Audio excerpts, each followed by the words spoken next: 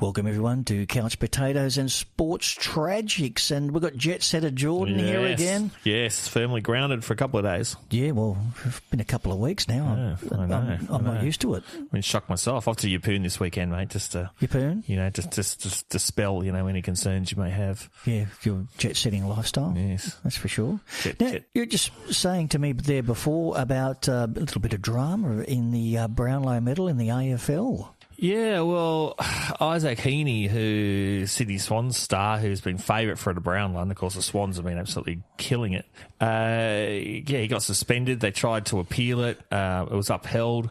It was actually a new rule that was introduced this year about the high.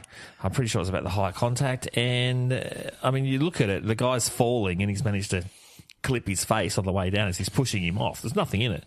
And it's cost the guy a possible Brownlow medal. So the Brownlow medal, as everyone knows, is the players, the best and fairest in the competition. And in the AFL, if you get suspended, you're gone. And it's the same with Harley Reid, who's arguably the best first-year player ever to bless the AFL ground. He's playing for West Coast at the moment, but he's an absolute superstar. He can't get the Rising Star either because of a sling tackle. So he got a suspension for that. So, it begs the question. It's pretty harsh that these guys are going to be disqualified. Like, I get it for best and fairest and all that kind of thing, and the umpires for the AFL, they're the ones who do the vote, which is arguable in itself whether they should be doing it or someone else, because I did do a lot of umpiring, and I know it's actually very difficult to then just officiate, then go at the end of the ground and go, hang on, well, who was the best? Who was the best on ground? So anyway, the what I'm saying is, like, it's a pretty harsh penalty for someone who's worked really, really hard all their career for just one little discretion. And I know you mentioned with the Dally M, they have in the NRL, obviously, they have a different system where they lose 3 points and obviously the suspension time. I don't know. To me, that sounds like a better option. I think it's a pretty harsh punishment. I did see the incident you're talking about, and I thought it was a pretty soft penalty. Yeah. So for it to cost someone the chance of a Brownlow, which is the obviously the ultimate in the AFL, and it was in the VFL. Obviously, it's a VFL thing, isn't it? Yeah, it's been around for a long time. Yeah, it has. Named after Charles Brownlow. Who the hell was Charles Brownlow? I know. Good God, that's a mystery in the making, isn't it? Yeah, well, Netflix miniseries. They say informally it's called a Charlie, but I've never ever heard it called a Charlie. Yeah, no, it is called. Yeah. That is. Oh, it is it? Yeah, well, I've never Charlie. Heard that. Yeah, okay. Yeah. So how long has the Brownlow been around for? 1924. Yeah, I'm looking at 1924. Yeah. And I tell you what, some people are trying to think. You're in nappies then, mate. I know. That's my third past life. I think you were babysitting me, weren't you? Well, yeah. When you went to school, there was no history, was there? No, mate. That's how old you are. Well, I never bloody listened anyway. Look, 1924. So it's 100 years this year. It's 100 years. Wow. That's how good my maths is. 101. I failed maths a couple of times. Last year 100 years? Because 1924 was the first. No, the first one. Should be the centenary. Yeah, it is centenary, but it's the 101st medal, isn't it? Anyway, don't worry about it. Well, anyway, that's my maths isn't that good. But first awarded in the Victorian Football League, the old VFL, which obviously then changed into the AFL, and So, what do you think, man? Pretty harsh. We looked at the NRL. I'm sure every code has their own take on this, best player format and how it should be officiated and everything like that. Well, look, the same scenario did arise in the NRL, and I think it was even involving someone like Andrew Johns, and there was a suspension or something, and everyone went up and asked, he's the best player, and, we must have to change the rules, and they did to this system that they have, as you said, they're deducted 3 points, and of course they don't get the chance to in 1, 2, 3 games, however long their suspension is, they can't score points anyway. So they did address that, but I'm not sure how long that was ago. He's been retired for. I'm pretty sure Andrew Johns was involved in that one. Yeah, but look, it does say best and fairest. I know. I'm hearing it's all in the wording, but it was a pretty soft penalty, and I can't believe it was upheld. Yeah, as you said, they did appeal against it. Maybe fairer should mean a fair system. True. Don't worry, I'm a Swan supporter, so I'm a bit pissed about it. Yeah. So, yeah. But look, he might not even win, but people have won before. When does it go behind the scenes, the voting? Because the NRL goes from round 12. It's behind, doors, closed doors. Oh, no, the whole thing. You don't know. The whole thing's okay. Oh well. So obviously, there's betting circles on who people think, and there's votes made by the coaches and a whole range of stuff like that. So that's the players' award and the coaches' award and things like that are done as well on a separate night. But the Brownlow is like the big one. Oh, obviously, yeah, for sure, yeah. Well, we found out who the Brownlow's named after, Charles Brownlow, but the Dally M. Wow, really? the Dally M.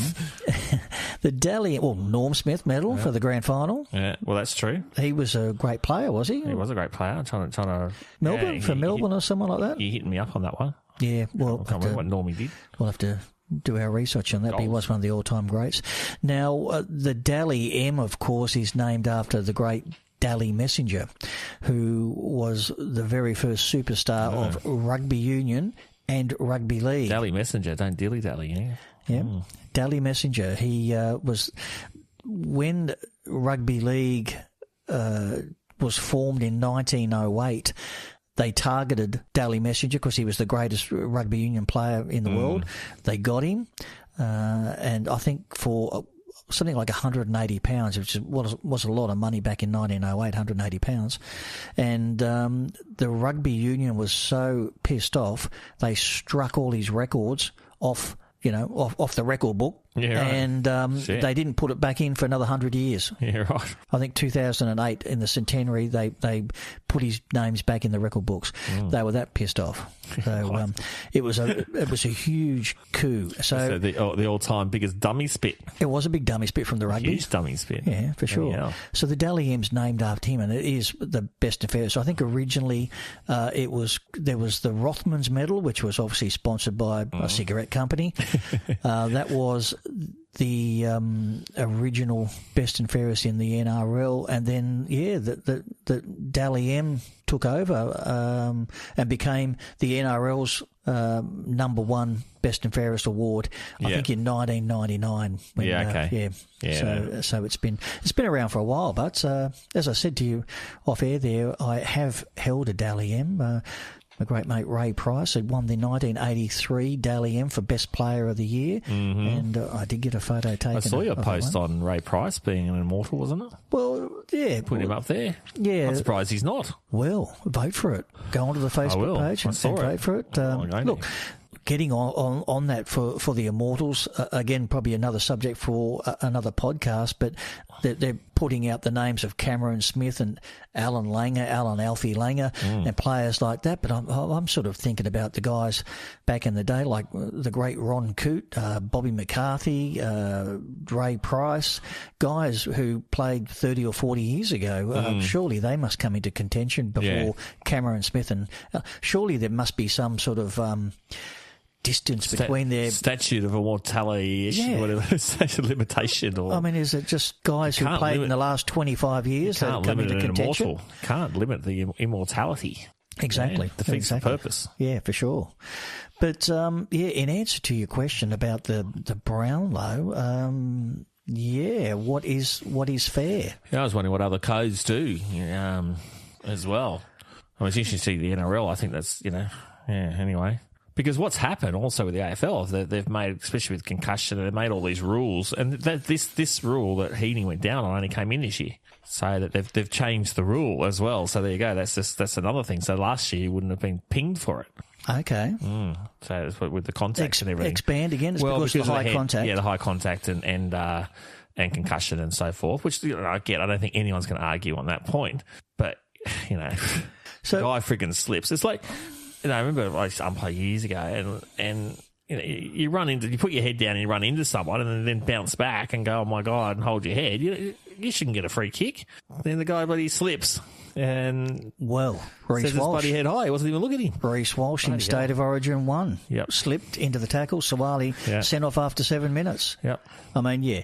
Look, and there was a send-off Take responsibility. There was a 10-minute send-off in the Wallabies versus Wales match the other night, and like same thing. The Welsh guy came in, got his body height low. The Australian guy got his body height low, but it wasn't low enough and just made a little bit of contact with the head. He spent 10 minutes in the bin. In rugby, what they do is they send you to the bin for 10 and then they review it to see whether it's a red card and whether you go off for longer. So they look at the video and they let him off. They said, okay, it's just 10 minutes. But look, getting back to the Brownlow, the voting to determine the best player is done by the 4 field umpires. Yeah, well, it wasn't always 4 either. Start off with 1 umpire. Now there's 4. Well, it's harder to bribe 4 than 1, isn't it? Yeah, well, I know. It's also harder to get it right.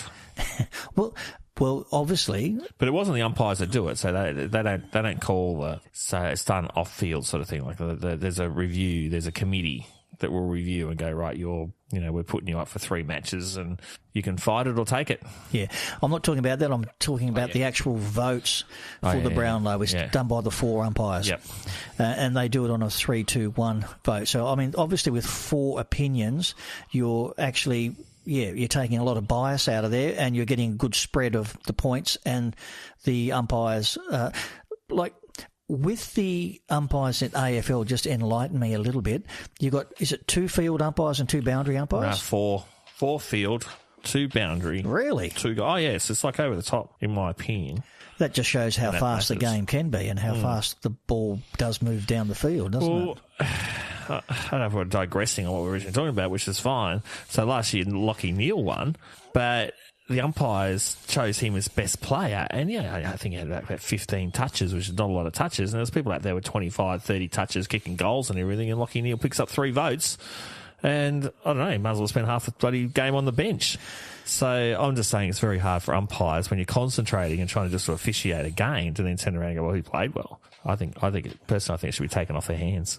And not because I've got anything against umpires. I'm just saying that if they do a tough enough job, it should be out of the hands of someone else. Or the umpires should perhaps be able to sit back and watch the replay or something. I don't know. Well, because the Dally M is voted by an independent journalist or someone designated by the NRL to vote.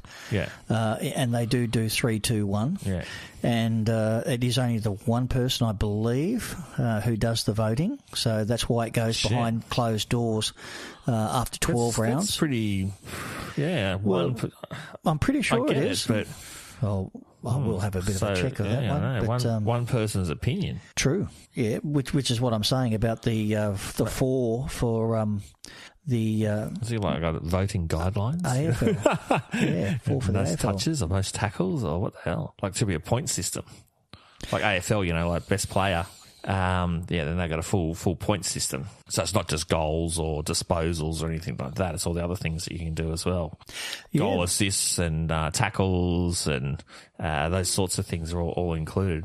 Yeah, well, it's because that came out from fantasy football. What was that? Sorry, fantasy football. Where you pick a team and they have different players have points and. You got to you got your salary cap. I don't really understand all that. I haven't. Yeah, they do it for the NRL and they do it for AFL. Well, I think basically you get a salary cap, and you got to you pick your best team within that. And I think you got to pick forwards, backs, centers, all that kind of stuff. Yeah. I haven't done it myself, but I think that's the feel of it. Just getting back to the Dally M, I can't confirm whether it's at least obviously one rugby league sports commentator, but it does say rugby league sports commentators vote. I think it's pretty sure it's only one who does a 3-2-1 vote on the best player.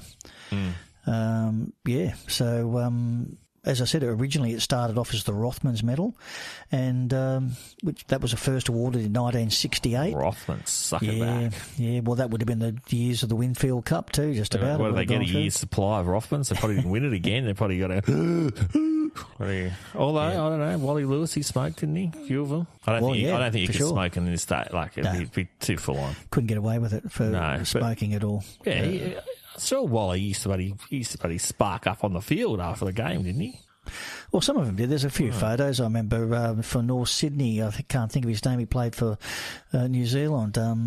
Big guy, Mark, someone, and he famously lit up in the photo of him lighting up in the dressing rooms after the game. But look, the Dally M, Warney, yeah, for sure, they killed him in the end, unfortunately. But the Dally M was first established in 1979 by the Daily Mirror newspaper, and they ran it for till 1996 when the should call it the Daily M. Well, I think that's part of the reason why they might have sort of done it, it was very similar to their... Yes, I think it's a bit hard to pretend that that's overly coincidental. Daily Messenger was the greatest... Well, they could have called it the Daily Messenger Medal, but they call it the Dally M. And, there's a lot to carve. That would have made a pretty big medal, wouldn't it? And they put Messenger on. They're probably just trying to cut down, mate. Yeah. But the NRL took it over after the Super League sort of thing in 1997 or 1998. They took it over, and it's been under their hands ever since. Just who's won the most Brownlows? Do you know? So there's been a couple of triples, hasn't there? Actually. So I think, Gary Ablett Jr., he would have gone and got 3. What about Gary Ablett Sr.? So just having a look, Gary Ablett. Like Goodsey won a couple. Well, yeah, you can see. It's funny, you can look at the eras. Who was it? Oh, yeah, that's right. Tony Lockett. I think he was the last forward to win one. Okay, that's Barry Round. Yeah, he was a ruck. Well, with the Ian Stewart, Bobby Skilton. That's it. I was trying to find his name. Bobby Skilton from South Melbourne. He did a triple. South Melbourne. 63, 59. Where's your third one, Bobby? Well, I think 59, 63, Jonathan, and 68. 68. He played that late, did he? I do remember Bobby Skilton. It's like 11 years, over 11. Three Brownlows over 11 years. That's pretty solid. Yeah, good solid career there. Well, Jonathan Thurston has won 4. Dick Reynolds. I know that name, Dick Reynolds. Forward, and he won 37, 38 and 34, and 39, 40, and then, so 42 to 45, voting was suspended, so who knows? Yeah. Well, Jonathan Thurston won 4 of them from 2005 to 2015, so in 11 years he won 4. Wow. And that was in the era of, obviously, but look. Wow. Yeah, look, wow. again, we get back to, we were talking in the last podcast about fast bowlers or bowlers having to contend with other quality players in the side. The Dally M probably tends to favour maybe a better player in a weaker team than it does a player in a star-studded team where more guys can grab points off him. A little bit like bowlers. But how does that go? So in the AFL, basically, if a team wins and wins well, they'll get 3-2-1. It's sort of rare. Of course. I mean, if it's close, the winning team will still usually get at least 2, like give or take. So they'll dominate the points. That's a double-edged sword. So you might, if you're you're a star player in a losing team, chances are you're not going to get the votes. Yeah, you're not going to get any votes at all. Yeah, but I know what you're saying. Yeah, obviously the sides that are winning all the time are usually going to dominate the points, and the best players usually, like the Nathan Clearys in a Penrith side, will dominate because they've got the number ball, 6 or 7, got their hands on the ball more often than everyone else. So with what's talking about that, you said that Plugger was the last forward to win it. Yeah, like Round. So who wins it normally? So it's usually midfielder. Who's got their hands on the ball the most of the time. Most midfielders, they're racking up the position. Racking up the possessions, and they're obviously in the play. A lot of the time they'll go forward, so they kick goals as well. It's very, very absolutely. Obviously they've got the run of it. Of course they have. Try and get their hands on the ball first before anyone, and they follow the play. How many ruckmen have won it? So I was looking at Barry Round. That was back in the 80s. There's another guy, Peter Moore, but I think he's more of a forward. Peter Moore. Yeah. I mean, so a couple of ruckmen have won it, but it's hard. It's probably not the worst position to try and win one from if you're not a forward. If you're not a midfielder. But looking at this, Barry Round, Peter Moore, Malcolm Blight wasn't. Tony Lockett was a forward, of course. See, midfielder. They're all bloody midfielders, mate. Yeah, well, the Dally M's, looking at the Dally M's, all of them. The Dally M's have obviously been dominated by halfbacks and 5'8". Quite a few fullbacks have won it, and the occasional hooker have won it. You can see a fullback would. Yeah, you've got fullbacks, 5'8". My mate Ray won it in 82 it was. I did say 83 before, but it was 82. He was obviously a lock. Gavin Miller won it twice, in 88 and 89. Now, he started off as a centre in Goulburn in under-18s. I played under-18s rugby league against Gavin Miller, and then he went on. He got you a couple of times, did he? No? He was just trying to explain. You know how in the juniors there was always one side always had a star player. Yeah. Well, Gavin Miller was that star player. He really was good at schoolboy level. And then he went to Sydney and ended up playing in the second row. I think he started off as a centre for Cronulla Sutherland, and I think he ended up moving into the second row, as most centres do when they slow down a little bit. But he was a very gifted player. He won in 88, 89. And, of course, Peter Sterling won too in 86 and 87, one of the all-time greats. But quite a few fullbacks have won it. Ray Price, 82. Well, fullback can get very, very much into the play. Yeah, well, they probably get more in the play now than they used to. I reckon, my knowledge, I reckon NRL is probably more even in regards to like positions to win one than, say, AFL, which is basically a midfielder. If you're not a midfielder, you got no hope, really. Yeah, okay. And the guy who was suspended for the Swans, midfielder. Yeah, but he was forward. They put him in the midfield this year. Well, he just shouldn't be so pushy, should he? Bloody hell, bloody Heaney, eh? Yeah, he's a bit of. Yeah, I think he might attract quite a lot of the female people as well to the game. But anyway, there you go, Isaac. Oh, and actually, the crosstown rivals, old GWS, had a dig at him. And so, it said, they say to him, he hasn't, no one's died, so, get over it. And then the CEO of the Swans got up and said something, and now they're calling him a sook. So, anyway. It would be interesting. We have a smile on that one. It probably would be interesting at the end of the season when they're doing all the... it will come out then, won't it, where he was? Yeah, because they do it round by round, don't they? So what happens, every time he'll get a vote, there'll be an X next to him. Yep. Like disqualified. Disqualified. But it will show up in the rounds, won't it? They'll do round by round, and then it'll go up. A great Bulldogs player, Chris... not Bond, Chris. Trying to think of it. Short last name. He won it, but he was disqualified, and he for one match, and it was arguable as well. Yeah, so it does. That's why I'm getting back to this point about if you get suspended for more than 3 games or something, maybe, I don't know. Well, do you think that the Dally M thing is I know what fairer? You're saying, and yes, I do. Yeah, I do. Well, I'm looking at it and thinking, because you could be.